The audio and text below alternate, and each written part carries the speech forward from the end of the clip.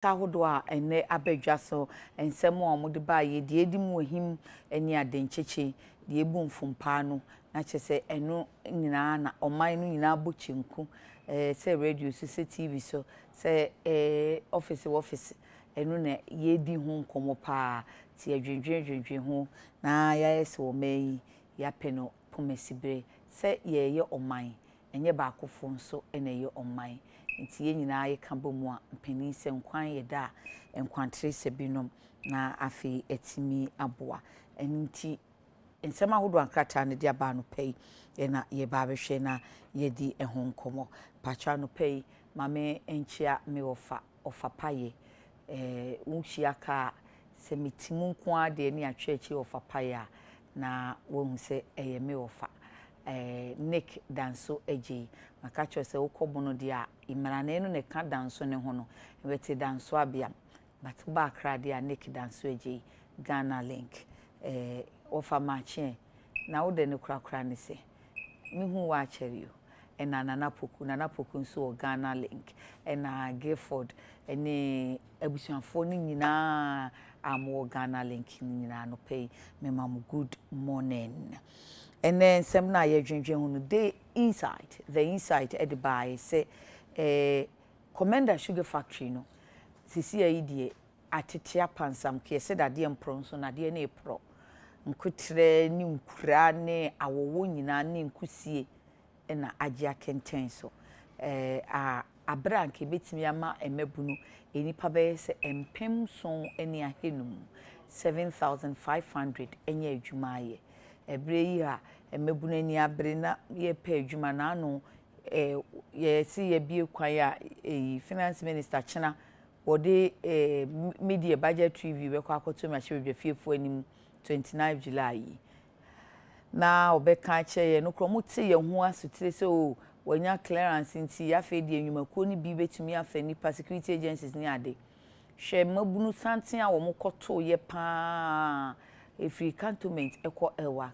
okosojem obi ni nasem ti omu nyina soja na ye wo mo de soja ni wo makoma so ade soja na wo mo pe ana se adwuma bi ani ho nti pintin bi adamen enti no mo na chese enkofo pe adwuma ye nti mfidi adwuma yi enke betumi aboa ana so se ye ho hwie enyeyi se de aye ne de esese egya ma ne tete propro na afi yase aye ne foforo ana enu achi de ne de enkomo no ba bia wo bete wura koku anyido ho ya twe no enye se atwe na sensen edi nkan ne ye twe ne sensen ye ena nu adadue ya fake FEC ana Function Executive Committee of NDC se wo mo call meeting no wo makosi ginaye wo mo na mafutuo ye wo mo disciplinary committee de ma wo mo so na wo mo na NDC constitution so atwe koku asensen twe ne sensen kan se de yi na di su ne se woni NDC amanyoku no tintontan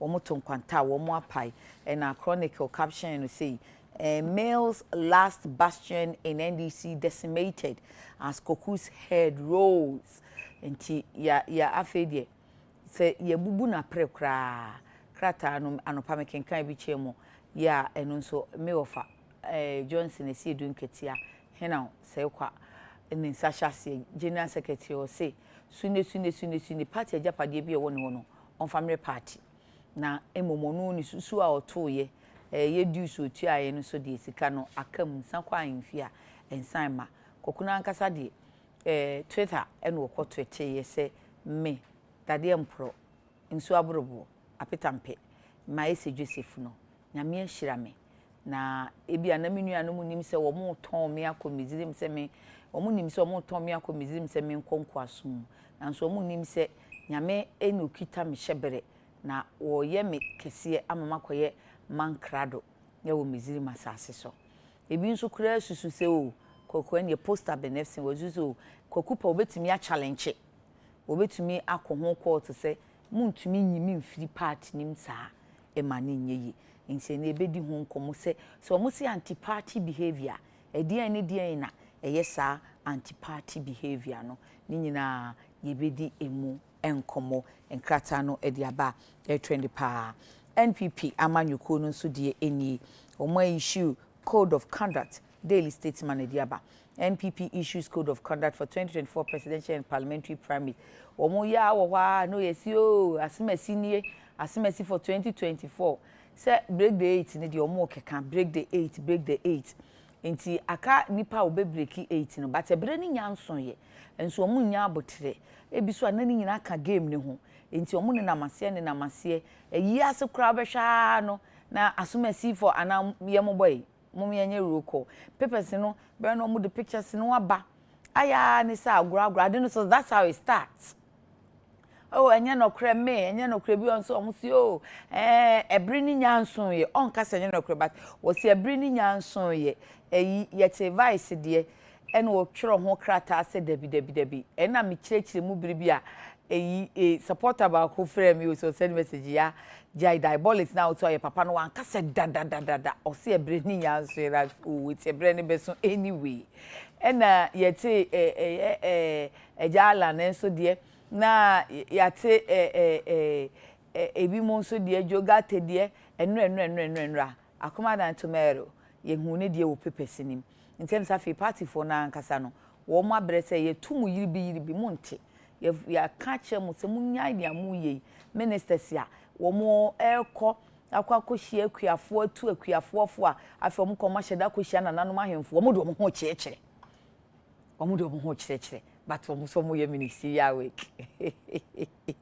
party na hu ni nyina na party don tire it party the code of conduct aba MPP vo no wa hedi anopai ebedi mo nkomo na afi yaka edra committee ne nso kakra efi se enra wonum de wo mu dwumadie na abawie na fu edumienu eka ne fu amienu se na wotwemienu na wo mu de tenase na wo mu ewie wo mu dwumadie ni nyina katafam akoma aduonu 954 page document na wo mu edi akoma manwe so afo a wono so asom se de wo mbia no wo mu de be adwuma na na bae wo se ya na de na wo mu na mse na ye nya ehu se wo mu present documents iti afa na eja ye di ye hwene kwa hwiehwia na de na wo mu na de na wo mu ye kobo nkratepa na ya hwesi ebenya bia basese de ni mi se omo de akoma amanwe so afo so mu no se ensusuye na afutu a committee ne di ama no omo de be ye adwuma ana se obi a obeto so omo a esesa asotwe bi kono enya ade a ombejeja sa nipa no kranti we ne nsem wa no pay hopefully ye betumi aye justice to ni na ye ntimi so anaja de akase ne de ahye fridge ade akyi a ne asan aba abeto aso na eneme hyase die Dennis ne ye elite omo maka nyina de omo bantem ntimi hyase se de metie ya emum na na di kan nka ladies first nso enye hwe de ma menko ne se ya se Fred nso wa haise Fred Agbenyo Deputy Director of International Relations NDC Fred Yakwaba Nyaba Ajoso we schoolmate ni na ase omo chia on kan correct anyway no anyway and Mrs. the first female general secretary of the CPP omusi omoni abre me so me hwa ma wonum challenge se womumu omoni men enra LPG fo ne bae no omuso so omoni abre pa na they will be the Macron of our time nti omo no omo be police surprising CPP nso ye behwe se jasan kofa omo betumi asan abade a na na ajanto a ene ne party executives ne be chere general secretary obapa yeshia ma feel last week one ai na me se me hwe wo chi kakra na ma hwe die na na da ma fa kanidisi na nka ho monfa nka ho wante na ye bubodi bi kura na esi o ye nsan ma krachi nko di DC kakra o se na me board diabolics go Minia Bema Dennis Miracles Abuaje ya tro ni di kane enzo wa makane Dennis Miracles Abuaje or your NPP communication team member ejanse nchene akwaba me nyame ado afimu nyina nipa me hu ne birthday pictures na efe pa ya odi be dada me o me kana now wona na pictures na efe pa sa me da wa no ase me save bi kra me de be screen ne ya de no de buy wa me hye me mpo na fe pictures efe na abeka ma me wo se we hu nipa no do we nya wish na se sa week no mentumi am ha yeah ntimi wo hye wo social media ba nipa no do anya me hu aha se nipa no do so me show follow we ni abi na wo se o we hye nya wish na se when you wishing asem yeah na na adwo dem frama na abehome ya wo be no mo frama you wishing asem so otimi to ne nsa osi na nyaboche ma menya diabolics kakra osi nana osi metisika so ba bia metie idie a meti doctor say kwa me kotodwe so media de metisika so ana osi metisika so ade asem na ana metisika so komo de me akomdo pa utisika so akomdo pa yes sika na atiso yes yetisika so akomdo enu bi na ato no the syndrome of yetisika so akomdo na dem ma diabolic number 5 sika ye hu be bi sika yafa oh utisika adan tutu hu mi sika na da bi na sika say utisika so akomdo so bosia na wo boy utiwe say bosia bobi eso so utisika fa meto wani mi sa esi mahu vision mu o de na kogu boy na tire side no na minim so ba so timi po diabolics sa ma fe na me kra me ho yira me mahu vision then esimi ana minia yetisika so she da bi se ba bia wo free banders ana obi behave yetisika so e come there da bi wa asa na e common do e common ne me wan kasa e common ne me wo na common ni wo do kwade wa mean wo da bo na common no because busi en egbe akohoma bosi kama bo kai se o se isi be kai and Adekye ama na wo ne Fred be form alliance ni obi afọ me metim finfiri mitisipi bo no akasa oba wa ka me mitisipi unye mie wa no but asa bi all can measure ni se na mai say na Martin Town de me kama sem me mitisipi akonya so me kama sem na CPP foimu Fred mo age kakra ena Dennis mo so age kakra si be je ne ma nyina back omuso mo kom ho abo Congress obi a obi omo Congress I say ye kan ye ho abo eni we mu so mo ye patriotic o man papa bia o mo ye national so o man papa bia ka na 90 CPP e be ye pa ye say ye be kan ye ho abo mo chew ya de bia me ka o ye be kan ye ho abo ye omo ko nyina ye omo be baba ko omo ayi patriotic afo se Congress afo se man afo so ye be gini nyina ne sika na ye te so ne ahwe so ye ya amobosi akese anya chop money okay ya te eni muma yenye ne saa ne fanhye nkomo no ase de kura na ekunye muma ene de me ye shop a yenka jobs kane na yenfa koku nhase na nkaja Fred nhase e Fred nchire ya se koku asem de Fred we de na de yenfa won nhase koku krata yi adan koku wa yedan no moyi na die yo me aba me da se bebre me mfa kwanya we na me nchia me nuanu mu nyina ne ahwefo nyinara sabi NDC yeyekuo me sure say UTV ha etina no pay mu wo mra mu de adwuma e say institutional adwuma wo mu no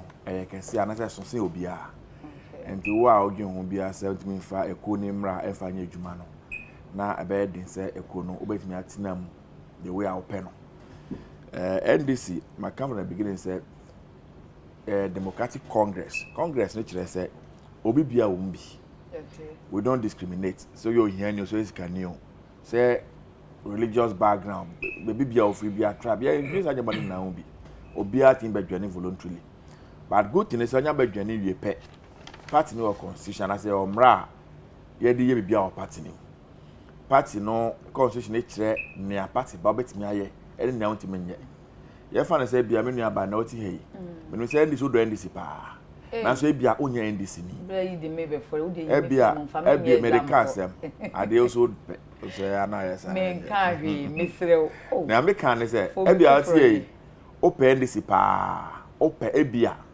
ko fa sem mo me say ebia o do party ni pa me ana person me example onya Cadbury member of the party enti uye bibi de sia na enkoyi a ebe de betimi di party mra e de abetwe waso anade adibi ba wo a wo ye Cadbury member of the party wa ji atum once we take party card from the branch ya ji what to say party ni no what you have done invariably is you have accepted to comply and abide by the rules and regulations of the party and the constitution enti as me kan emane wa bebre what happened is party functional executive committee yan san competition every party for be mo complaining about nyama bia ekoso especially in the media and as a kasa bia ekoso a omo adwemu de omo friends say anti party conduct and to person ni buy no party manager say ba ye fa ma disciplinary committee na disciplinary committee international na nipa na ya bo no kwedu no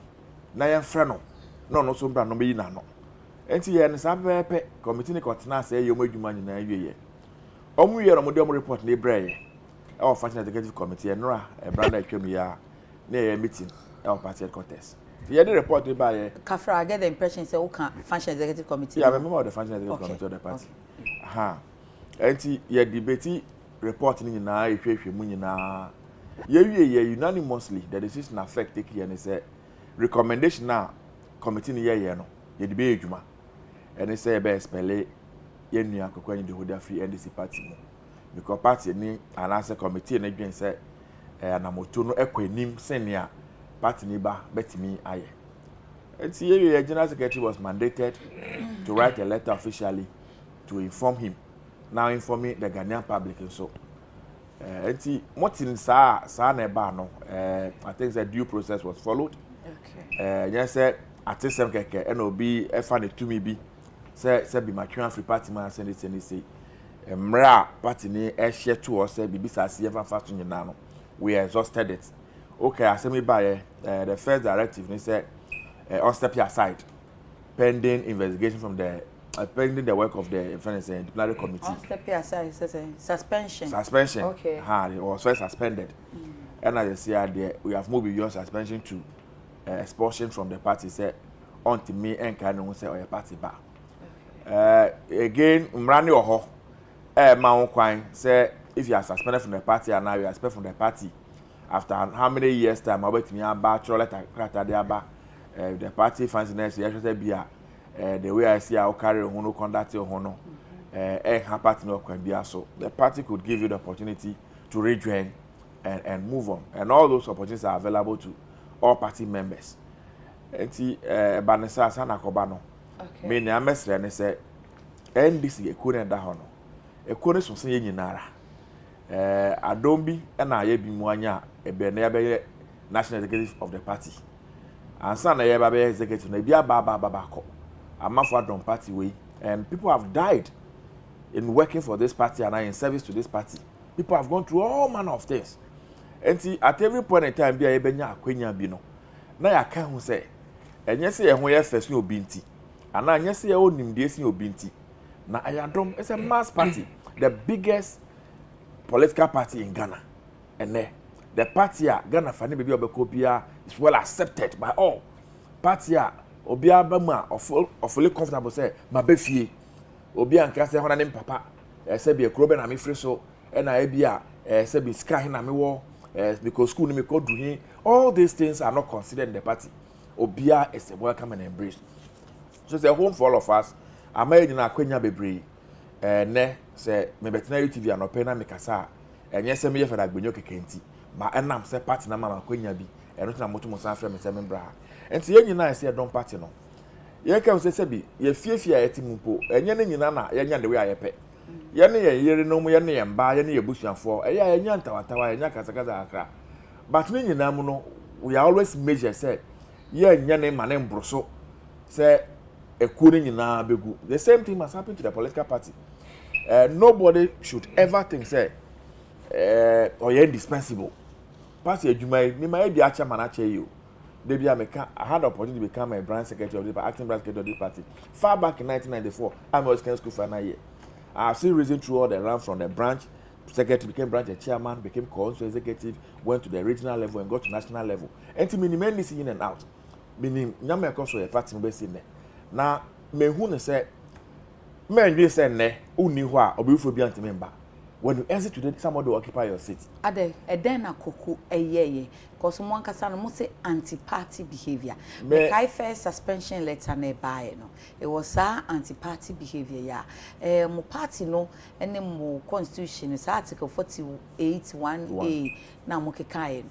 Edian na mo kano, ana mo freno.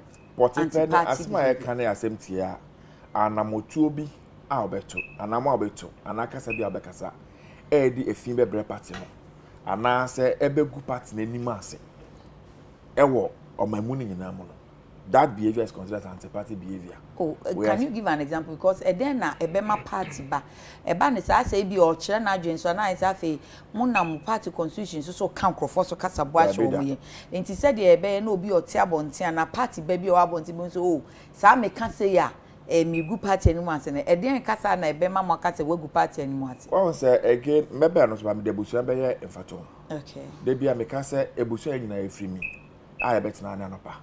Oya de pa o de nimunyam e de kwa ebusu no. Okay. Ya bo odin a ya bo ebusu ya bo kura ofri so ene bibia de frafra. Sanso na okoye bo ne bi wabonte a o de enumguase ene de ebusu ya ne kura ofri so na obi a e bete onyina. So anyina sa you know we have the freedom of speech to express ourselves and do whatever I say anyina no. And na mo be na mitu a e de enumguase be bre party. One the party na kan say ontimi nye NDC ni ebra obedom any other political party. Semeti a na am simi NDC ni. Mentimi betina en kan say me CP ni so nka ho. Obviously, send the loyalty sembebe. That's right. I see wo a wo say wo ye NDC ni. Na e bia kwatina radio so. Now say wo ye MPP no so a. Just say obi evia no nche onye NDC ni. 2. Wo a wo say wo ye NDC ni. Na bia e be call elections. Ye o flag bearer. Na party for also heading the flag bearer there ba. Now what's the new way say oko support that flag bearer against a party flag bearer now. It means say own do party in your party nini. Oh, I see. You understand what I'm saying? Oko supporting and saying ebia o can send papa ba kwa fan who say oh minim nanaya she's a good person if she wins fine but miss me party here campaign na say o you opponent ne dey attacking.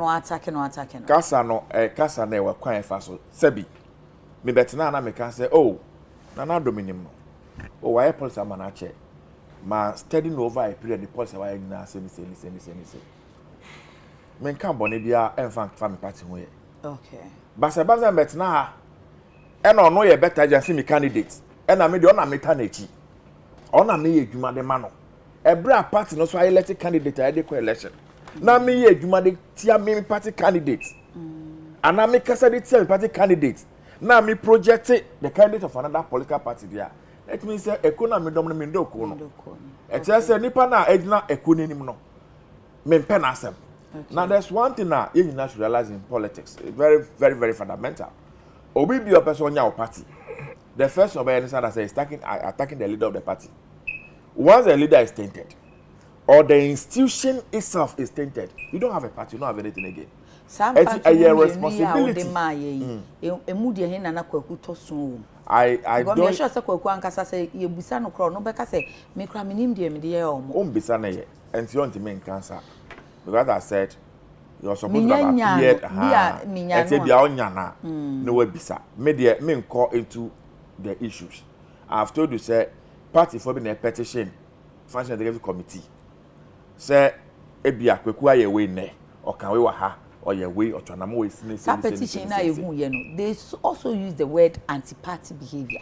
The people who petition the people petition specifically mention incidents.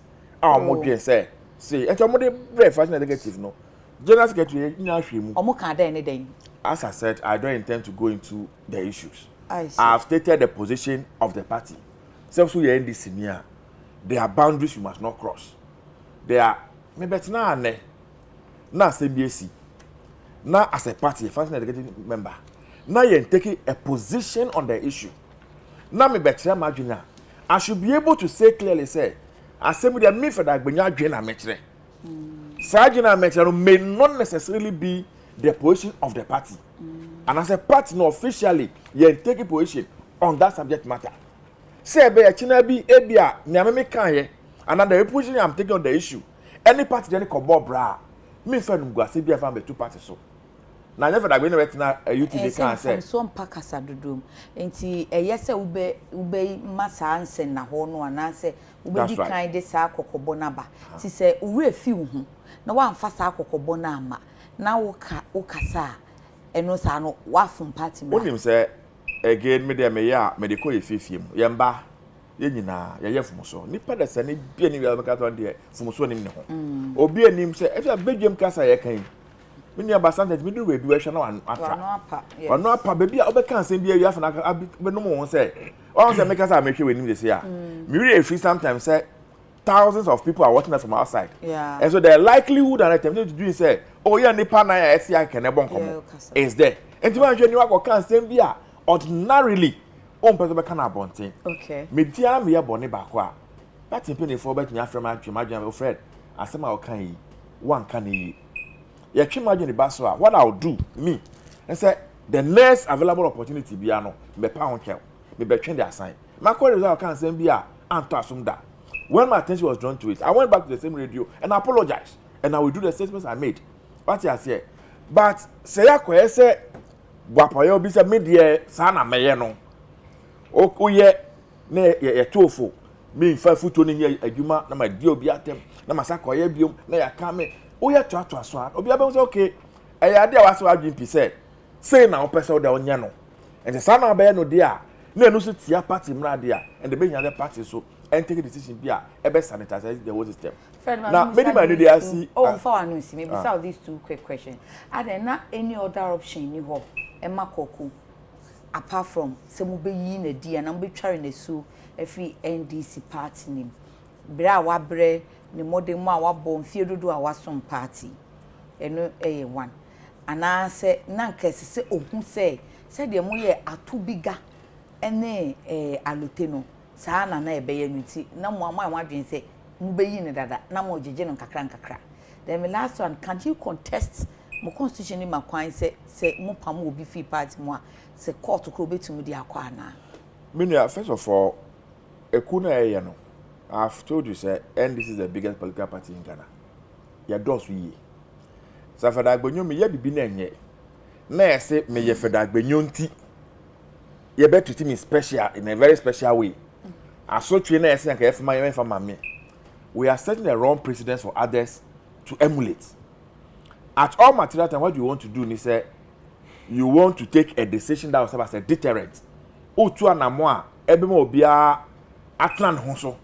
Say hey, na zasema sikwa na ye we na etime we aye na. Just say me dey me ko ye bia betime dey aye me. Okay. Until there's nothing like discrimination, I've told you. Share me you to be guard there okay, me law. Yeah, and say be o na me kan bi. Atubiga nsem shas here. I am aware say amafo bi friend no etonefo. Edunate chale asem no ya kan nyama bia o choro no. Eye adum pempe so bi. There was an occasion now, your fake meeting, final executive committee meeting now. We invited him over. Gave him the opportunity. Oba ye say my yati na general secretary chairman obi ade tunanim. E man opportunity say onso church na adwen. Obekasa ye nyina bebia kosoka makama say waja tum okwa e na ye ma no nyama onkoye. Onkotwe nyama ni bi nsan, oncho krata na onpa bi tiaw na nyeka ho nyina e no koye. Ade ba chi ebedu na otwe. Akoda na asem fufuro. Still have and say we are the back na preoccupy na take decision. Okay. Akwenya no e no go na me dey emfanto na me question na say was there no option, no other option for Koku say mo be yi the DFP party. I'm saying say I want to believe the committee that sat down urging all the options available. Committee are you a part? No, that is not going. I'm not member of the committee, but some of your recommendation by and answer now may arrive at a decision like this, especially for expulsion. It means that's the end. It is one committee in the recommendation. That is the recommendation of the disciplinary committee. I see. And but of course, first NST have the disciplinary committee, and see we take full responsibility of the action. You to mean blaming disciplinary committee for their work. The function that they go by and normally by. Of course, we have set up committees in the past. I'm the report they back. Now you dream. Now you say, oh, it be a decision and a recommendation, no, and share that and call. We are able to amend some of the recommendation, or we are able to refer the issue back, say based on ABCD, no, more recommendation, so we have the power to have said recommendation. We have the power to have said, okay, yeah, that's something called the core neck, who is a bigger body than fake. No money now called you. But as I said, before a party arrive at this particular decision, I sincerely believe that all available means have been exhausted. Every opportunity has been given to everybody to express himself. Contested. It is within its rights. The Ghana Constitution is saying all other constitutions. And I'm a boy. And this Constitution, there, you're quite fast where they resolve issues, and those things have been resolved. So I would say, pair now they call quarter. I think it's within its right to decide on that. Okay. And I'm sure once it does happen, parties will take a decision what to do. Me that's it. Nana, macha or Fred don't feel say na you mufi asem na fe meeting. Now that pretty crowd about me was on can be.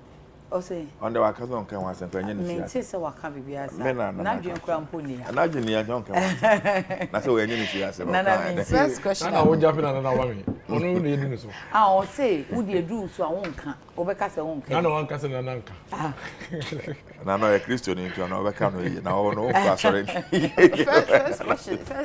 First question maybe and say NDC mono say Fred wa ha omo grievance process the same because o share ayi ne body language a kokwa anyi do ne body language a na utimi say sometimes ya na asa ya obi ewo ni mu Oh, sir. ya o feel say maybe obi asho changing and as obi anhye da man attention be say munim Before expulsion ya na. before expulsion na obe kasa kasa munim what he went through. He said certain things and he was sticking to BNI. What did I say? Those days, maybe afterwards, how did the party treat him? I don't know. All of a sudden, no. Or started say, or kasa the way, or kasa. That experience will go through. No, it's traumatic, and I believe it's say no matter who you are, no, ebe kan kakra. So. Ona ba cho me ntwa no na say nyina ti o memo sasema no be see. Say the menu ya de call BNI. Party nanda ni necha fama ye ne akwanyu no da. In fact, President Mahama Kasa was involved. Former President Mahama. One is the president, is my president, is the president. Hey, It doesn't at matter. every point there's But one president. And I make an patrol. Now make an party really got involved. The general everybody. In fact, that day I call BNI for crap. If I see ID for tutu rubber bullet, maybe crack can be. Maybe crack prior. People were hospitalized as a result of that issue. And as far as I'm concerned, but after we as bibia after no net saying the traumatic experience. I'm thinking say after no be a chain na the solidarity baby. Yes, obi share that no share no so na bisa how he's feeling. What I say because me share koku a year bi ase na me no like family me no family bi a year me party be Nam Volta region. I saw a very immediately after that I saw a very low-spirited person. I met him, not me who, but me who na me calling me kodin komo. Inti after I say me see him, say na omuti me a share ne so because ne kasa nyina started after I say me see you because they didn't call on me sure so okoko born na na do echi make kan bibi against a government and now almost say treasonable near there and eventually politics there but after that saying how was he treated? Okay. What did they mention? How was he treated? They are very, very important. Say onipa bi kosa tibia numa. Why na a born a chidom? Why na car say me wakosa ati wa brea ma party no. Nempo no omre no go through process no obi dwene ho say ukoda baby because of party maybe trauma mpo ena ema na yesa maybe ehu bi kura baba be hye and na say amanfo so akoda prison omo party nti but omo ba omo dane omo chichire omo party ana obi okwa loyalty obi okwa won kasa kura me hu nkrofo bi wo a oba baka omie na no kura on kasa eno eye obi a wo on ka fun fa party but e bi on kasa bi ya obi a wo say me osi deal with the pain no okay what I say obi wo wo deal with pain in why imbibe pain no obi ne yi ya o hye ni mo sorry o hye ni mo obi also so a okọ off e ma ne me bi na bufu ye ne ya se ono so kwa maybe ofu se ni papa atamel city I say maybe nketi I mean I'm just speculating ultimately intini ma ni bo we so ultimate hwe no holistically say ni pay e dia na aye before no no yes ana because me kai say no no okọ say o ma win election ni say at those days 2016 he was all comfortably me kind the TV so no gina ho ka say comfortable lead ni ade but all of a sudden what 10 a DNS ansa na obebo obi kwa edu ansa na abetimi aka se obi mo ne bre yi no so otimi hwehwe mu bisa se we wo ye party ba ogina party mu ache edie be na asi nti a wadane ne ho na de o ye so kura no on free party no eye ya obi no wa ye na dwen se opeso onso show se wo hetu because ma heti me ana nti protest kind of hwehwe mu ana because you see things to do with psychology say nipa psychological framework but and then etibia bi owo ka omokrata na this one committee friend and I so na metie general secretary other platforms say omutimi eton nkra omo friend no che say omo yisu means bi omo de benya friend no obi ko ni fie wanko omo friend ni mu bia obi ko ni fie tie bia so okoya afi na obeka say krache na party nyina ya dia problem ne say obeka hye oni hwan dia me koda mu ana say to me ni nyina wo ho osimase ni nyina o party dia wo don party nsem bebre incident no so anko decisional committee no I said minim na make us media may speculate because mini party means me nka me ne ni nkomo ye nim onso me ka amasem but me a metie chie me hwe ne kasa mu a e obi a ya obi hye nim number 2 ade ba ko afred kan wo ha constitution de e constitution the obi no obro constitution of a party of a body of a country of a kro oman adwumakuo party obie no ha obro so se constitution ne rewa na arew okay into okasemu no so ye careful bibi ti so okase or speaking against some presidential candidates which is wrong ye constitution mo kra no ewom say who speaking against an election, you speaking against our presidential candidate. And we any statement that is detrimental. If you say affect the fortunes of the party through our presidential candidate, you suspend the one you would. This over Kaya Kabila in 2020. A foot different. So Baba say, oh, Utimika say, oh, Miminim say, Nanado Ayade, Obetimi Ayade. But Baba say, oh, Nanado yesin Green Street. And I said President John Mahama, President Nanado, President John Mahama, and I said LPG candidate no ye better change Ivor Green Street. Candidate Ivor Green Street. So Baba cancer asem so definite. Your constitution no chire will say you because Obekaya Kabila Beka say one day obe support Nanado in 2020. Yeah. The former general secretary. Kabila Nsunya Kabila na nkasa okanwie ye no. Wose wo n'adwuma oye no ye custodian of the constitution into onu awayi ne ho adi. Yes, that is what he said. Was into me a chain na me bishia na bisa say kwabena. Wo ba na was asem amakache was me yi me ho adi minim constitution no. You see in a political party obi free more because politics is about numbers. As much as possible, necessarily try, but clearly nipa no e breach constitution because constitution no e krata but bibia edwumakuo bia oman bia bibia a courtocracy yes say my judge temper justice with mercy. Yes, temper but dia no mo tamper na emra no de usi emra no de echiwa obe temper justice with mercy obetie. But maybe by all means punishment you or ubenya. And then I'm busy another option. Say be a ube huni pani mobo se udi na anu bi na hu fama bi ne bere binti ni ye ni to nanka yama na so twen foforo. Ntina mudi ka busa frete nanka akonya wo se ombe ma na so twen foforo asen de omudi ama no sisi ayi ana. And see the point is that what can say maybe say a friend no ama. Well, man options the general secretary your friend say senior general a man options Fred it is a okay is a man options ni nyina na se wa amade maybe time na mo frɛ maybe kwa mo ba beboa no psychologically and so kwa wo party panyimu frɛ wa wo ye deputy general secretary wo she general secretary ase general secretary wonu na run the administration of the party like or the CEO of the party it is a general secretary afrɛ wa.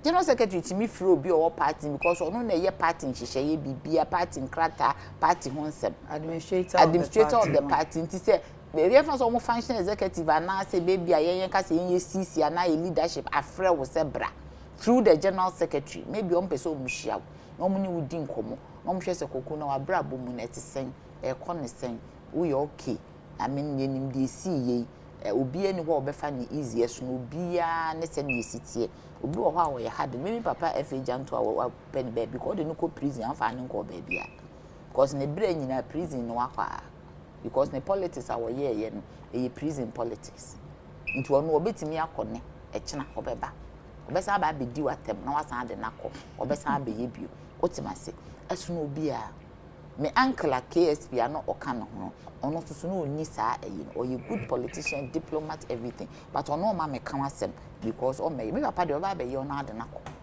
nti yes ono oba oyi na obesa ba ye ono ade nakọ ni ya wa ba ye ono ade nakọ ni ade nakọ tamale ye de no call wa ye she da ka say FA janto mo fa no call wa ti kuma se no osupai nele yes o osupai nti wono de ye woni pa bi sa okay nti wo mo ono no sa na ote okay otimi teki aye na dwen wo yi bold obi wo so so ahu ni kiki sa no bibi timi omre bibi timi wo so no okay nti no obrichi constitution no yes o kan assess na na do ye better chen John Mahama yes we brichi. But specifically Fred into and change because now there be me change anti-party behavior and I'm say on my infanto ho but o can be say and on my infanto yes elections I don't know say if related to say e wo constitution mu dia e wo yes if it's in the constitution we constitution into e wo but as to say koku ye bibisa no so de wanka in fact may I have a copy of the petitioners no I'm petition on the buy. As I said, I really wish I'm not going to the detail of this issue. The decision has been taken by FEC and same communicated to Kweku Anindeho. Kweku Anindeho has a right now to decide on what he wants to do. If he wants to appeal the decision, that's right. And that petitioners no almost report now. Allegation no more against I think Prince Diamami. Okay. Yes. Disciplinary committee no buy. My understanding, as I said, me disciplinary committee no so, but that's the understanding I have. They say he didn't appear before the committee. In itself, to know as some case. Yes, and also yes, it's a breach in itself. Yeah. Say, wow, Nana, where we? I mean, somebody there, me feel say, woman and him, but nipa there, me feel says, of course, I to be an hour muna. It's any penny to me call. Who did you who be an him so NDC? Who be an him say. Ujina mu part a president at Mills time in every okay na petitioners in any man no mo de kwa I think on paragraph B paragraph B almost say on January 10 2021 he tweeted to the extent that President Akufo-Addo is a product of the Nsroma Ideological Institute. I shall support him to succeed Ghana first. The flag, flag of Ghana. Okay. Now, so 2021. That's the date they gave. And on January 10, 2021, you had to bury. I think there are a number of issues. And yeah, see, I told bury then the next one, paragraph C. On January 15, 2021, he tweeted, Ghana has a president and vice president. Ghana has a speaker of parliament. We now have an NPP majority side of parliament, as declared by the speaker. Ghana has a chief justice. It is only sick minds that will say that Ghana is a banana republic. And then... And who said Ghana is a banana republic? I don't know if he was referring to somebody, but from this bullet point in it, and no apep. Okay, so let me start by this. First one, ne petitioners no ensem no mo de koye no omunyina so mo de koye nse ne suban ya okasa kwan fa so okasa fa party ho no enye papa asetan bi ewom na opese wodi gu party n'animu ase ene o mo hya ase ma mfanto ho se consistently wato akoso a won Twitter handle eka ensem a e de party n'animu nyam e ba fom nti e ho no mo hya ase se o mo fa bi di a che se enfanto hu ni se monfa ne se January 16 2021 or tweet news portals no online for no fire no can say or no on kasama NDC bi as even as a deputy general secretary adenya or say general secretary substantive general secretary you right see do nketia aka say onu kwaku any locus oni nyina so bia say obekasa e de ama party no e wo chairman of Osuampo for asem no ho bra na CID for ato nsa afre no aha ansa na June 10 January 10 and so almost say or can't say obe supporting an adu to succeed na Ghana first ansa na January 15 or time back can say na 2021 year and so obe can say ye wo speaker ye wo parliament ye wo president ye wo chief justice ye wo bibia nti wa obe ka say Ghana banana republic no and ye na wo no aka okakra ti omo last paragraph no omo say sa tweet ya o de eto ne Twitter handle no yeah na media houses na fa na both print and electronic na nam so ema wo mu ekeka negative things about the party more party so these are the things. But I mean the issue of Oye Deputy General Secretary and the General Secretary say this is a key your friend is saying asema aba. There is a direction of communication when these things come. Okay. As I say, multi-task and multi-craft and multi-who as a party, no stand mobile approaching it in the media. So you don't have to say anything contrary to what the party position is. And the key spokesperson and the mouthpiece of the party, no, is the General Secretary. And the General Secretary will sit down with maybe all the communicators, the leadership.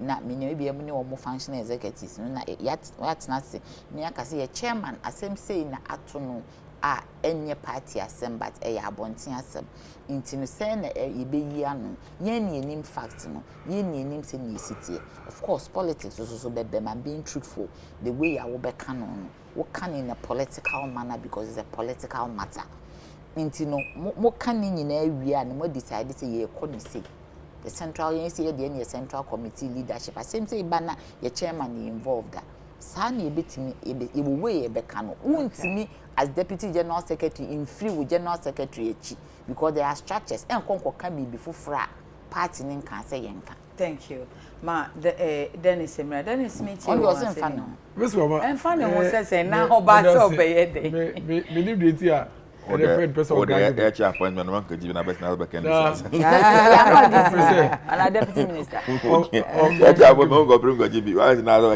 now person no pay me kasa na minister Fred betimi ayo bonesa ekwapem not for nyina open this me the MPP what did you see that what did you see me need the tia ade na okay ade awa ye wie do so so enisa opeso oye osam na se obi o he bia ma deputy minister bia ke be fata mo ka mi nua asa mo hekel bray yeah hekel na ma trust almost about 45 magazines yes you manage I won't be distracted why are there na madam wansi I won't be distracted then it's change pacho the obi a waka fa ne ho no mon kan sesi a or forever hold your peace me dem make me na make go man peni en kai Dennis ye man adwuma kakra na man adwuma no nye no mboa ye man na bibi afi kwan ni mu atene bra kasa me mo bia ma man peni na suma me ba ha nti me ye adwuma boa no okay nti ka cho mo say omo koma nti adwuma na me ye no ona suma I ona suma nana ana medical ma waka wasem no ma bra yi nkasa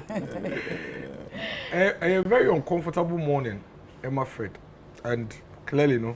Now they are comfortable, ma. Very comfortable. Very comfortable. How many minutes? Clearly no. We have to see can in some way. Man, almost 30 to 45 minutes. So they are kasasa. Oh, Pacho, who said Mr. Say because of. No, me no we are you. Me support you. Say the be a kobe to be church na it be a tears here. Okay. But we have some here. Na ya kofa every year na say clearly one tears here. Me so man tears here. O crowd so side petition no so hwem ye it means clearly say they are afraid the K na ya shada antias here and so struggle we no and afraid dem ko an o frɛ NDC company for no motive financial executive committee ni so nyina they will tell you and Miss Kwama me chiro the entia okay because decision no mo take here no a decision na ya tam achechire free East Cantonment if you are campaigning that John Dramani Mahama you don't have to permit this na ye dey assure mo kon achechire say omo fanso a and I explain why. Those are an insult to our intake. It's not right. You don't have to allow a free area. Obampeni John Dramani Mahama be take your office consistently. So there has been a consistent attempt to dwindle Kuku Agyedo's influence in the party. Minim at the property ya papa no. Embra na Obampeni dada Mills or the year John Dramani Mahama because of a kaya. Ne kamia ko say former president Mahama. Ne kamia ko say that time no Kuku Agyedo he was more like even a vice president. He was very powerful in this country. Kamia ko says who? No, some of us. Okay. Kamia ko say he was so powerful in the government then. And there are rumors, any allegations are sometimes we share on money ebia utumi mu say bibi wom I say Omampeni that John Dramani Mahama felt victimized when he was vice president under the hands of Kuku Agyedo. And see, ono so benya opportunity na obe replace Professor Mills no. He decided say also make you aka. Perception. Perception. Kratai. Emrantie mienu na de koy petition no. Minim kra mekai Eric J. Bono deputy regional communication. Eric na dia dey ko. Awuba Eric em wan send Wednesday ni I was really Eric on no Eric kan ho. Omo emrantie Alotejo ko do no tro e. Petition Eric na tro. So no so your party ba nya bo tre me ba. Emrantie mienu na de ko to party fo ani. And he wasn't even say party executive na say crash bra. Na ukasa na oni. Miss Nsroma, Mami flow. By the time I'm done, you get to who the baby. Remember what flow? Allegation. Allegation. Yeah, facts. You don't do that. Pure perception. But for perception. I have a right to speak to. Maybe perception. Remember, Jenny say. Nana, but you said you were speculating. Exactly. And he says he's also speculating on perception. But there are facts. There are available facts. So you know, it's unfair. Onun ya na dwen ye no na menini ti enti de mense mema na kasa no wi a let me say onye ye kasa mi ja o ma wo kire mo me cross my interject why we dey notice me no akasa clearly clear obvious say if you embrace Omampeni that John Dramani Mahama replace at Mills His Excellency former president there has been a deliberate attempt to break down some of the people who were very close to Omampeni Dada Atamos. And I'm not the one saying it. Go to Kuku Agyedo's Twitter. He has speculated and said this severally. In fact, in fact, Ukon Twitter handle now, he consistently tweets pointing to the fact, say, there are some people within the NDC with a deliberate strategy to wind down the legacy of Professor Atamos, including Omo Ben Bebre, Embra, now our officer. And see, maybe there, I have always seen this coming. In fact, the only thing I mean who say Eba, any harsh, your friend is saying punishment you money. To be very sincere with you, I feel say very harsh. But not meaning say, there will be some strategy to make the party people know say Papa won't come here. Because I tell you what, if you go to the constituencies at home, the so-called Atamels Rollins faction, no, they have been reorganizing themselves for a very long time, since January. And more strategy ni say, sa party leadership we, ayo mo kaba, or mo boni pa ba ko ho ban to the extent say, no matter what the person does, say Omampeni Dada John Dramani Mahama no. We are going to put in place a strategy to remove all these people. You know my industry, I know what I am talking about. I come from a constituency. And when you go to the constituency, I'll get there. I respond. Constituencies anymore. This is some reorganization from the Atamels John Rollins faction. Oh my over the period. And it's gaining grounds. And see, the party leadership you almost see, you know.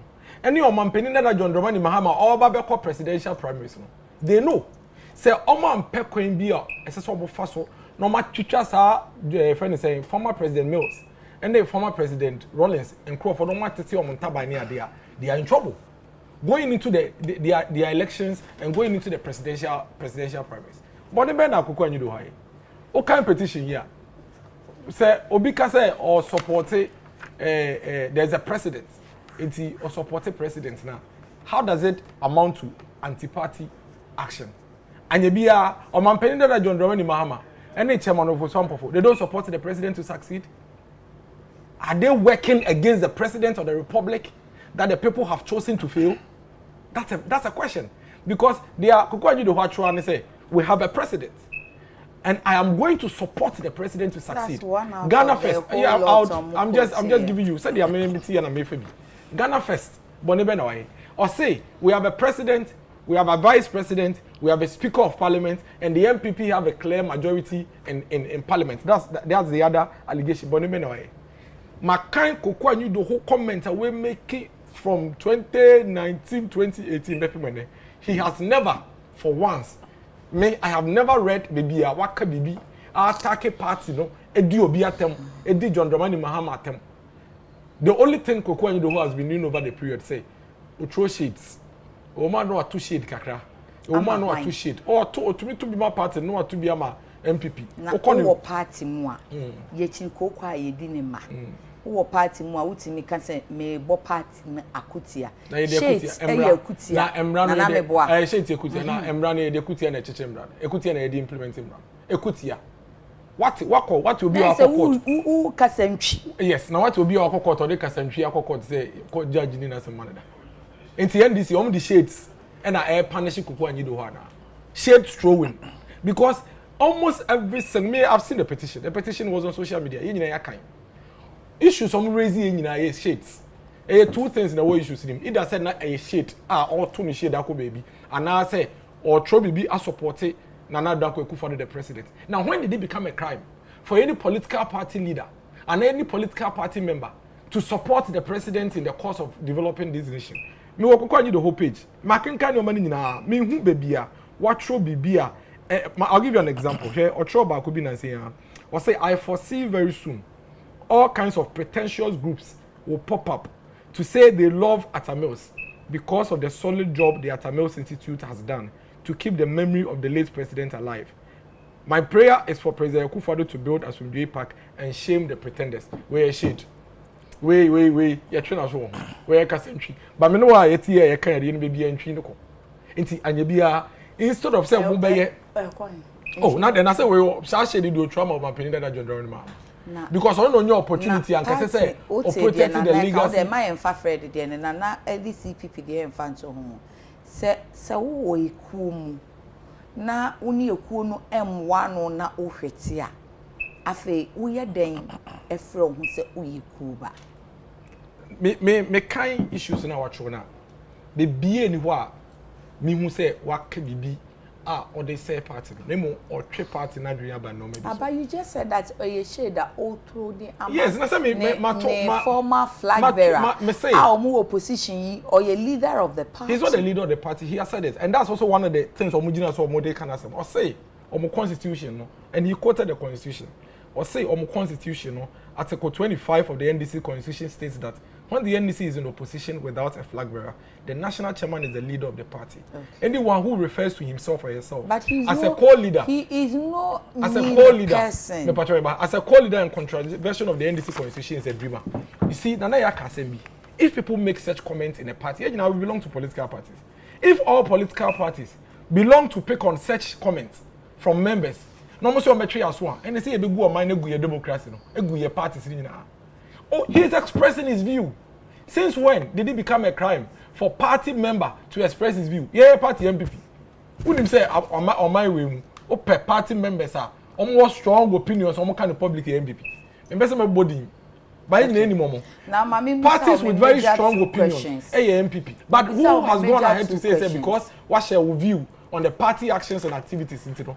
More pathway, more as NPP, more fasubida.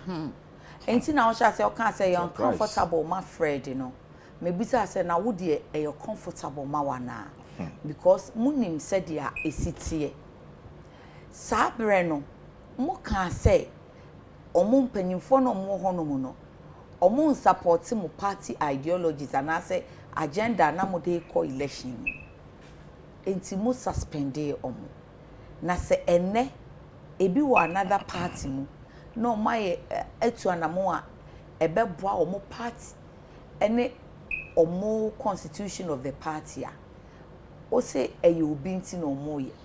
Is it a fair comment to make, knowing very well say mo twasasa ni bi ama up till now mo free bi mo.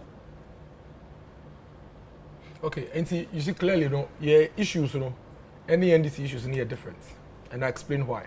Number one, yeah 2016 yeah I renew before the disciplinary committee no it's your mosem a year report e ma ebi kwa appeal ni ade answer yeah twe o maso no omu bie no ya pam omu fi party dem. You see expulsion and suspension are two different things. Expulsion, suspension and indefinite suspension, they are three different things. They are not the same. Until I can say asotwe no ano e hye do harsh. Me no ka say sankom ka say amount indefinite suspension. Anka me hu ni say fair because of issues na nipa no yes say wagina so a omo de twe na so no. But you are expelling him from the party for what? For saying say some people are pretending to love Atamils but they don't. For saying say the Article 25 of the Constitution indicates clearly say it is the chairman who is the leader and not the flag bearer. Say your party more, would you have accepted this? Would have arraigned him before the disciplinary committee, and if he's unable to, hold on. And if he's unable to defend some of the issues now we're raising now, would election and not expulsion? Expulsion, expulsion. Nyabotre, and come the neighbor call disciplinary committee. Sa pepe pen wo ma ye. Disciplinary committee na so mo de no call ya no mu jaye. Committee no frɛ no. Si ye de fa na ye nya na ye de afa na ye nya no. Ye de afa, ye de fa na me catch you expulsion. You see that? You see political party you know. Membership no. Near maybe wo ho a ye de fi bi wo ye ka wo ho ya how. For example, yeah, he said Kwabena Japan, Mr. Kwabena Japan. So about back into the party. He's back. You know why? Because he was only on suspension. So what you say? And the party now an opportunity over the period to conduct himself in a certain way, and then now the party says, listen, no one can cry any opportunity I apply. Say, I think say my suspension. Because Kwabena echo disciplinary committee. No. But Koku one ko. No, but you see, why you know why expelling them? So when you in the film with ya, what can you do? No, my expelling. No, one corporate interest says, oh, can you do as oh, make me suspending, even indefinite suspension. Because you see, one indefinite suspension, it still prevents him from engaging and being part of the party activities. But it gives him a certain room, a certain window to bring him to back. Be able to come back. But expulsion there, what can you do? What hano? But Fred, that's what say. So that's suba empire dia. She said the amudi ene kana. Obetimi aye reapplication irrespective of this expulsion ama omunso hwesa ampa ye yi no afi wasesa eniama na oya na ye ka ho ase wasesa nti afi so se ye nsanye na ye beje ade me wo ma wo yi media apam me free mu de me ye dan nya eniji bi se me se bi say ye na nke bia o ma me suspension bia me to o ade ye ne o mo ko ha me ko bi na me kama no ntum echiromu yese miye bi na me kama ntum sisi ade kokwa nyi odo party no o ma yine free nti party ni hia no mo ye bi ontumi mebi. That is the fact. Nti his the window for him to even get back suspended no, so it meant the same thing. Oh, that dey obetumi akọ o mo ye conference obetumi akọ bi na mo you cannot participate actively in it. Okay. Obetumi akọ nante but we no o mo ye bibi na say colors no red, white, black and green na untumi nkobi unka mo I say me NDC for me to ayo me MPP ni me to me nkobi mani. But even if you're on suspension to me kotena just that you don't actively engage and participate in it. But Miss Kwamna made the massem way eba AC no dem pese NDC 40 as any say ekwan a according to Koko Anyido ho omode omampenda da atamos faso no.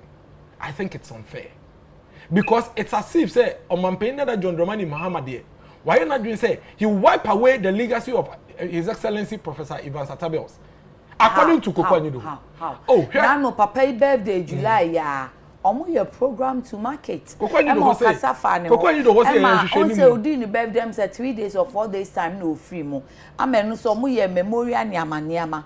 Enti omo wiping a legacy ne. When you do who say it's a pretentious, those are pretentious acts. And you see, Nana Yaka oh, yeah, why no be determined say he's the chief executive. He's the chief executive of the Atamos Institute. He knows better than all of them.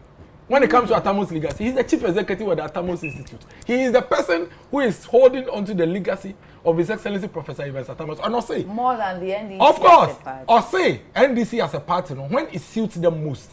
So I'm going to campaign. That's what we could do, maybe to say be a kekus. No more here, BB, no more the campaign, that's a Atamos in the air. And they Kotobra Crabber Market, ye see, and no crampono, they don't refer to Professor Atamoso. Now, I'm penning that John Dramani Mama, vice president, into no more the campaign. No, when it comes to things that will protect the dignity and the legacy of the man there, no more here to check to the extent that, oh my Genoma Atamos here in Mahama. I didn't be a Professor Evans Atamos here. You honestly think that more than Kwabuzi, Adombo, Muni, and making reference to them? You honestly think that NDC as a party betting me a wipe former President Mills and in the legacy FE? They did it in the year, and I say I got 2020 elections. By the time I do 7 December, not gonna for every film maybe Atamos here, and in the Mamma. And I won't say, but some of the Manusi will be some question of me. And you know. Koko you the whole any Alotejo Corps any Atubi Gamonia there. Omo come and tell me you. It's a political party. They should go to the base and reorganize. It is obvious that the leadership of John Dramani Mahama and over some performer they are failing. And almost sure says omu jeja Koko you the money Alotejo Cosma. They will mobilize the grassroots to remove them. And that's why they are. And I want so what is your interest? Because Sandro Mame, what is the why is our MPP man fighting for Koku like that? What is his interest? My interest in say, Obi to say Koku you do a deputy general secretary of the party there. Or also no holdy, or no chief. You love the NDC party more than the fake. Mami say NDC caught into crisis. So when they go into crisis, it will affect us the MPP. Because you know we key stakeholders in the democracy that we have in this country. Until we have an interest in ensuring they say on party no. Money on open key stakeholders. Ghana nye dio political key stakeholders. Ghana a multi-party democracy. Yes. There are stakeholders, but we are key stakeholders. You can't say that Ghana is a multi-party democracy. Over 25. Yes. Please FM. Any UTV stakeholders. Please, I beg you. Ghana, when it comes to the political arena, Ghana, but MPP no, please, I beg you. They are the two major. Yes, but you are not the key stakeholders. You MPP, NDC, me in taking decision. No,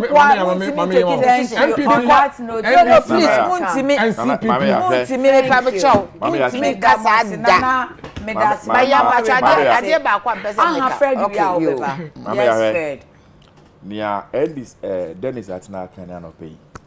Any MPP for your more can it's not the only person. Omo the same line of argument all over the place. Oh really? Yes, and I'll tell you why they are doing all these things. Okay? Mopeo. Mompeo. Moji tumo. Monjini tumo. Musro. John Dramani Mahama still remains the John Dramani Mahama that he is. Untimi nguni ufi. Untimi can't hear anything about John Dramani Mahama. Opeo. John Dramani Mahama will become the next president of Ghana come 2025. And he said all this conspiracy. Why? To think, say, a whole fraction of the committee of the party, Sebi, President Mahama alone can come and impose a decision on us. I ain't to be a foreign country. How can you reduce that to that level? But Fred said President Mahama doesn't know anything about this issue. Former President Mahama Bebano, not just I hate to say. I can't make a massive movie. I can't never be said and can account. Minimum I come out. Then is a car, BB. And also so I have said that is his fear. And that's why they are doing what they are doing. At what point the President Mahama say he is the leader of NDC party? We have a constitution. The constitution of our party says anytime there be flag bearer, the flag bearer becomes the leader of the party. Say a elections. Now you are winning. Say a winner. The president still remains the leader of the party. Say a losing elections, and I say a winning election now. The national chairman of the party is the leader of the party. So our current situation in which we are now, the leader of NDC is Honorable Ofosu Ampofo, who is the chairman of the party. President Menkojina Bebia and Kanda said, or not the leader of the party. And as only be the leader of the party. He has never said that. 2, to say that the mama in the office, and no much trust you are being unfair to him. Because President Mahama doesn't serve on the disciplinary committee. Those who did the petition didn't petition President Mahama about this issue. The petitioners sent the petition to NEC, National Executive Committee of the party, who is the second highest body of the party. And I'm referring to FEC, which runs the party on daily basis. And a FEC, any report petition to come disciplinary committee. And I'm I told you here, some of your money here, no. I'm going to report the FEC back. FEC also debating reporting now. Went into voting unanimously. FEC members said proposal now mo dey ban say recommendation na committee na dey ban no ye fanye adwuma, and FEC takes responsibility for its action and its decision. And you bet now can I land so you mean to me back FEC can't. This is not the first time I said NDC yes suspend you be that okay and I say yes spell you be every party name that now one po sanko we be cancel sema for that me one who MPP ni yakwa election say on this platform near Polafoko here ATM family free party you suspending as a national chairman of the party say me near communal judge pon here as a general secretary of the party I'm trying to say me near vice chairman. That's the difference between you and the vice chairman here. What is the point? Polafoko to the way it is vice chairman I'm vice treasurer there was the first vice chairman to that was what is it? Crap. Sammy Crap. He was a treasurer now. No. What the vice chairman? And Sana bound. What they did was that they expelled they removed the chairman. We haven't removed the vice chairman and the general secretary. Only indefinite suspension. Doesn't matter. Yes, how since when? Different. Since 2016 and 2015. That's in there. Polafoko wa here. Sammy Crab wa here. In your case. Oh, I remember na ko just o trust. Can you imagine? Indefinite. And then there's a expulsion. This is expulsion.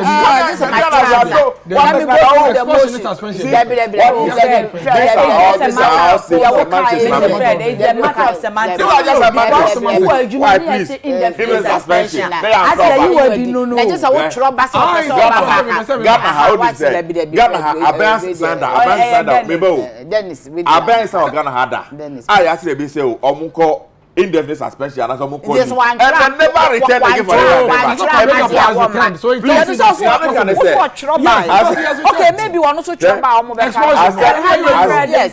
surprised I say abeya then this actually gidigidi omo kan wan say hey why ye bi na mo de no po no ko ba je boy den Polafoko he den o to be the farm party o kazak for party no just say you perceive at the time say it's not aligned to Nana Dankwa Akufo-Addo. That was all. He was perceived, the three of them were perceived as Alankash people. And no Namujina so, and I'm free idea so. In a very rapid perception now because they never said that. Oh, I'm saying that. But then it's on chair the going to almost spell it. It was party of Badmami Naba. Met me the also money Naba party one a dome and a day. Party na United team no. Just like our homes. And you be na e cost to the United penal. And I can't meet high. In your new hammer. And I got President Mama to her name. In your new hano. And I chairman of general secretary. Anybody say ni eku. Then the baby will be nice. So, Obi baby be a any of them. But now say, oh, pay any of Dobby make unity. A be or what? No, I just check. Thank you.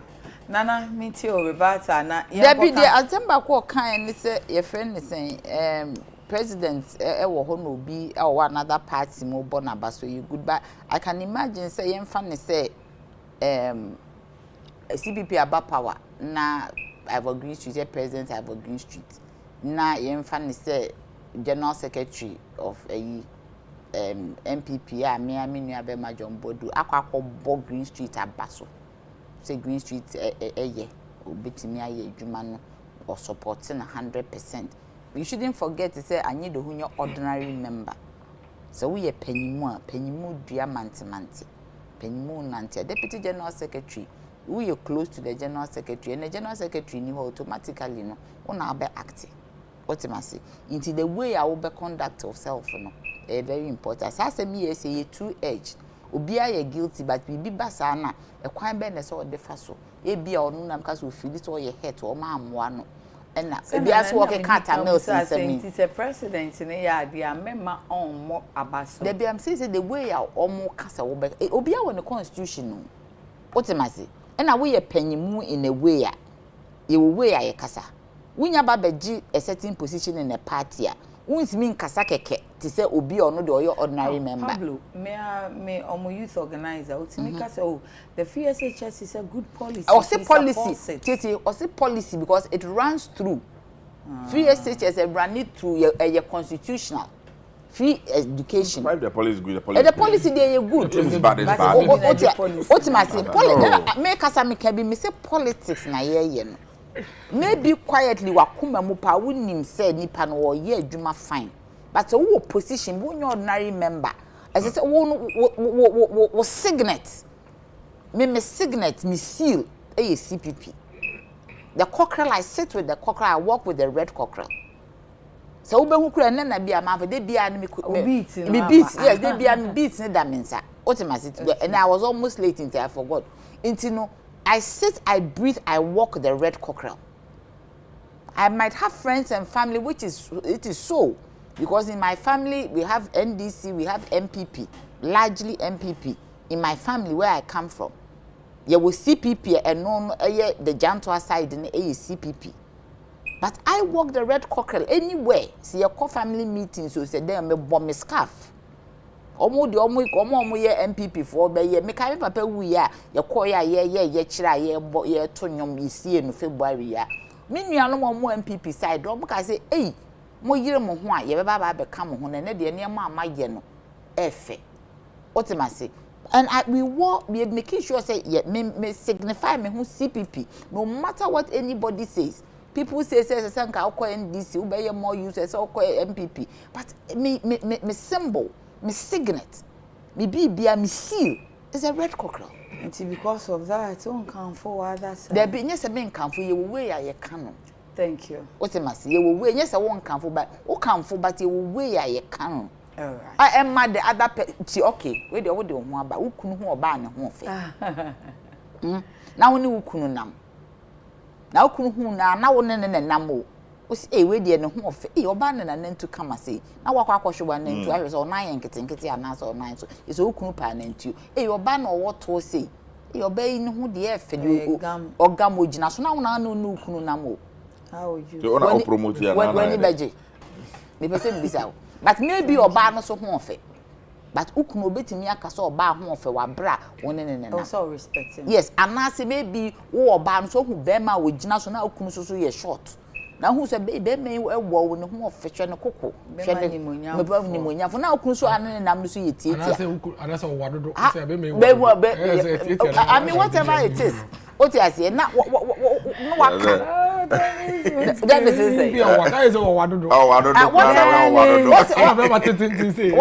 whatever it is how would the person feel because of the kind of relationship I am now. Unfortunately, code of imbalance. So in PC appeal for you. Oh yes. So no. Yes. Obi enu a PC appeal to say kokko any do times 20. Yapamon. Otumika Okaya say Mahama is a good man. I regret not serving in his government. MPP. MPP. My dear Obia what my dear won't impose what no but why you making a look at it occupant waka negative afa NDC for so apart from it is because of the Atamos agenda no ni asem no what come asem no mame enye occupant waka asem agenda adentina occupant mo twe naso because Kweku represents the Atamos agenda. You summarize it for me. I see. Professor Atames na bush for is one of the best. President Atames na bush for directly. Omunye NDC for. Kweku is the CEO. He is the CEO of the Atamos leadership. What is he? Why only Kweku? MP. Adentina Kweku anyi do kope. Adentina Kweku anyi do. Commander Sugar Factory ni nuan. But ade ba kwa mpese me come obi atine say if you know who Atames was, I don't think he would want say there was a unifier. There was nothing like Professor Ahmed's car, this car. He didn't believe in those things. What is it? He's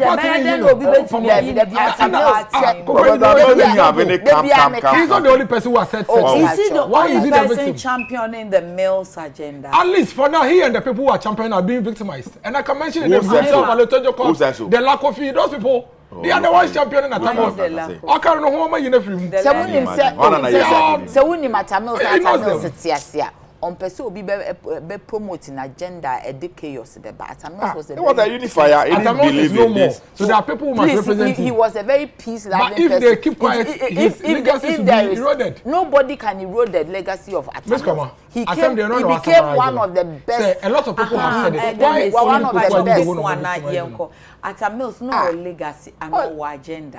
Our legacy. That's your legacy. Yes. Even now we talk about when the president legacies can be wiped easily. When, oh yes, when consistently the new order decides to attack you and to cover up some of the things that you did, give yourself 10 years, it will be gone. No, okay, Fred. I said okay. I got some here. And can even Nkrumah dimpo ni wiase bi mo. UP, I didn't find CPP. Even to mention Nkrumah's name, a law was passed to criminalize it. Nkrumah documents and the rest. What are you talking about? What are you talking about? Nkrumah started in Google Fence. What are you saying? They stood for Nkrumah. You UP, why you beat Nkrumah? CPP stood for Nkrumah. So you know what is the CPP? To the extent that even passed a law in this country, even CP functionaries should not even contest or hold any point in this country. You did everything that you could to remove the CPP. So they are there to protect Nkrumah. And you know what is protecting Atamos, without which they wipe it away. I find it difficult. Why not? How about President family members? As a party. How many politicians? How politicians? It's a better no. He's part of the institute. Me bow. And you know what is saying? What is saying? They've not expelled him. They've not suspended him. They don't have a problem with him. Because Omugusun kakra nobody Omufi Atubiga Ako Alotejo Court. Omodu kokwa do some here no one. It won't be long. You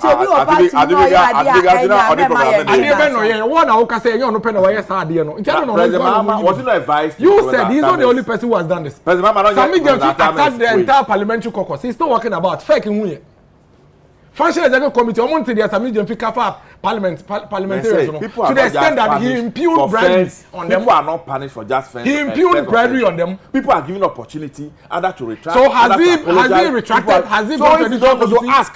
Has Sami James gone to the committee? He is still there. You must because Sami James represents the new order. You understand? Yo, yeah, take on. Oh no, Fred, Nanga, so long we uniform. Now say no, what's the new order? What are you made for them? Fred. What are you mean? What are you NDC, and you been so miserable. You be able to me in NDC. No, so to me can I come on? I say, man, what are you doing them? No, what? Executive member to be using. Say, party national FNS found a common unit. And you what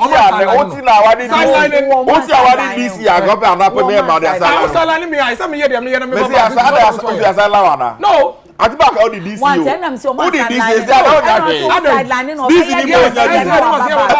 has it? I don't see a line one. Yeah, you mean film. Yeah, you won't film. Yeah, Pamo. Party. Baby. I want to be party. That's the baby you missing chair. Everyone. You walk on here slowly. Now why you back? Why you won't film? What's up? Everyone. On the number. Yeah, Pamo.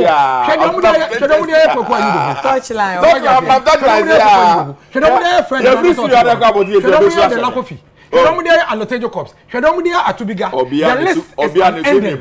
question you ask is the fundamental question. So many people have done what Koko Anyido has done.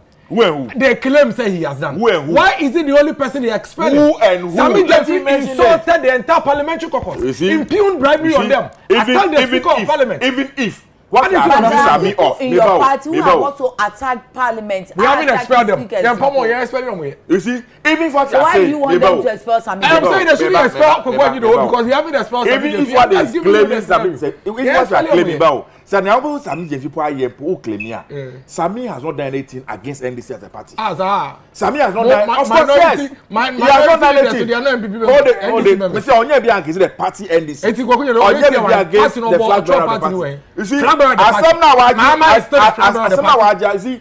Mama is the flag bearer of the party. When Koko Anyido concern. Before. It's Mama is flag bearer of the party. Problem what in say. Almost road on the money mama. Eti when about na laba be among opportunity. Muma to be guma, to be good. Whatever you do, you can't put any dent on President John Dramani Mahama. I am exhausted. The party has taken a decision. Whether you like it or not, that is the decision of the party. Please. 1 out of 3 or 4 topics. And so, an open to me. That's all I should have known, sir. That's your own answer than I understand. What we also interested because as same as Oja commander to go factory as mother better about it. Very, very important subject. We could have started this first. Who the second issue be out there by the end? Come here. This would have been the last issue. MVP issue. Why didn't you bring that one also first? But I decided to bring this one first. And I mean, some money more boom. And a fresh issue. And I also made them 45. 49 now, so we are 9-7. And I went interjecting me so I come in to me. What interjecting me, I come in to me. I don't have a difficulty. Near Hamine, and it's a Ghana Sika idea factory. Now, I buy out this one, now say, oh, yeah, one factory. $35 million. Yes, as in Bangor. Okay, good. I buy also, oh, yeah, one district, one factory. Now, Ghana, and cannot, seven Dr. Kwame Kumam Resto. Now, you was sugar factory or commander. Any others? Now, you was sugar factory, or assuary. Factory, be a yaman in now, a year as for mine near Kakunina, near Obi. Ye to say for Dr. Kwame Kumam so. Ye just anya man in na mani guye. And then I ever say reviving in Naka. I buy our bar on Namu say one factory. So predecessor at near to Sana Mowi now bar. And can we be found a year Jumana for your first one yet? What Jaffat natural and a air pro Ghana Fosica air shit and they say and now now so commissioning down. And 2 by 2 by Ghana for one I say obey there. A bro and I say be and I say there. Intermediate, I see when I can say, Mamma say I can watch them. But aim before my mom say, Nana may come as them. Now, okay, say, you are coming after you. They will attack you. And a mamma, I say, and I say, and I see factory, and India sugar cane. And you just got cane, how long does it take for sugar cane to mature? You are my reason here. We thought we should have the factory first before we start the cultivation of the land. And no point in your hosika. I had the bed done, you know. All these things were planned down. Unfortunately, we lost power. And you are free about for 5 good years. The factory is sitting there rotting away, and nobody cares. Why is it 2 minutes in a paper? And announce it 2 minutes. What can they? Code of conduct now. Maybe I make a way. Code of conduct. Your back was a me way. Kwame Nkrumah factory so see Yamani now go down. They try to resuscitate so I bet me my employment 7,500 jobs, my dear. If it's saying 7,500 jobs for a year, your friend is saying middle level staff, low level staff, high, at least a bit me a penny past 7,500. You seek an Exim Bank loan of $35 million going down the drain, feeding rats and snakes. They say I abode haven, baby. In Kurane and Kotre, any hour, a honor warm 35 million. At the end of the day, no, your import sugar worth $200 million. When no anke money ye juma, at least no a bit me a produce 1,200 tons of sugar. Otemase, I didn't need me man that ho and a roti. I yen yon she.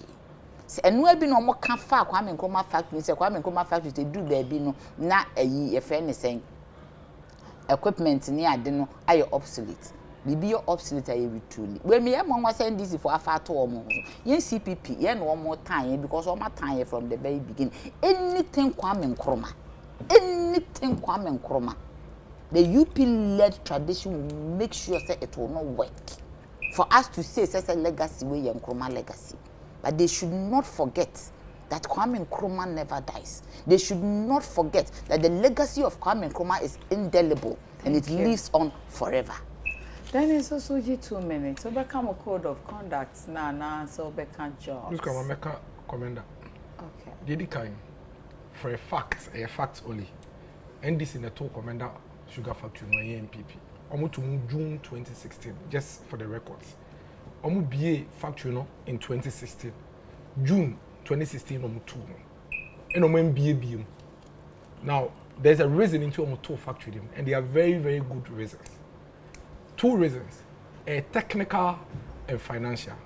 Technical reason, then they say, Oman we test run of the machines I work factory ho in Omukoye commissioning. Number 2, now I got almost about 35 components.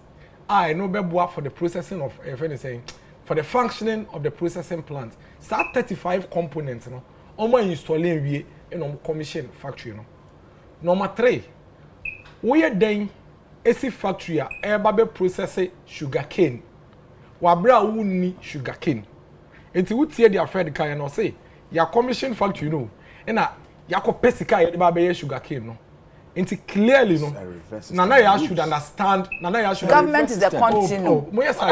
All this the reasons we are giving couldn't have done within 5 years. It's 1 minute. No, but it's unfair to me. Within 5 years, all the reasons you have adduced. Government is a continuum. Within 5 years. It's unfair, please. What is unfair? I don't know where unfair. No, but that's not going to talk.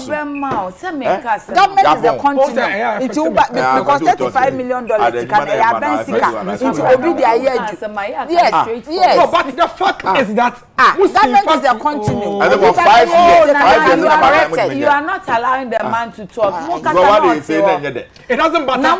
It doesn't matter government being continuum. It doesn't make sense for any investor.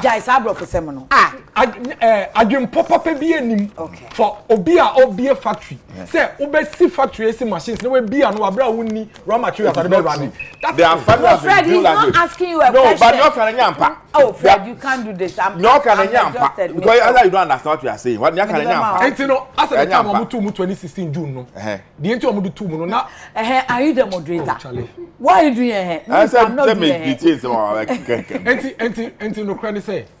Commission factory, you know, June 2016, no, there was no sugar cane for them to process. In fact, the total acreage of land to plant sugar cane was less than the required minimum 6,000 acres.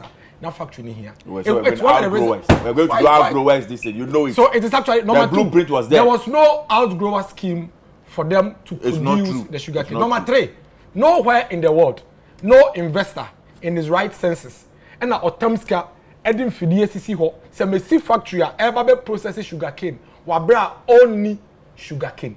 It is now you don't understand. Don't say that no investor will do that. You see, don't make your ignorance of an issue become the reality. Don't make ignorance of the issue become reality.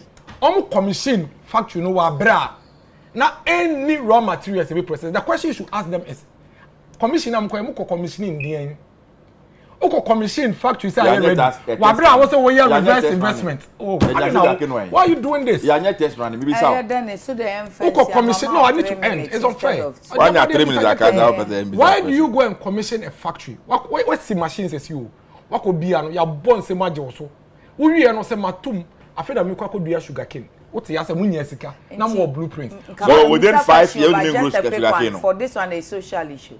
Enti say ye bedua ahwede no se bedi busumi mienu busumi miensa ana afimpa ene se mfidie ne bepro na still ye adwen wo se ye pa adwuma na mebunu aye no de he na ye enti in the right senses of the NPP government and obrofo e mempe o de kotwa NPP for adwen papa do na so obedi amafa do mo ya fa ho ne say you see first of all no ade no mo ye ani nyina no mo de ye politics nti o mo anye no kwan paso nti afa and a trade minister about church mu say listen the anti-pot in this photo factory because it's a fact and this is a to factory no MPP the anti-pot to factory in June 2016 they say na omuni sa normal way a betumi ma factory na run afa and a buying ape partners private investors omo de omunim die ne omusika eba be share adwumani ka foforo betia beku ana say baby omu de na mu yiska awo no ni we no baby edu ne yiska na be ndẹ na say ope 15 million na untumi nsori nkonya 15 million at once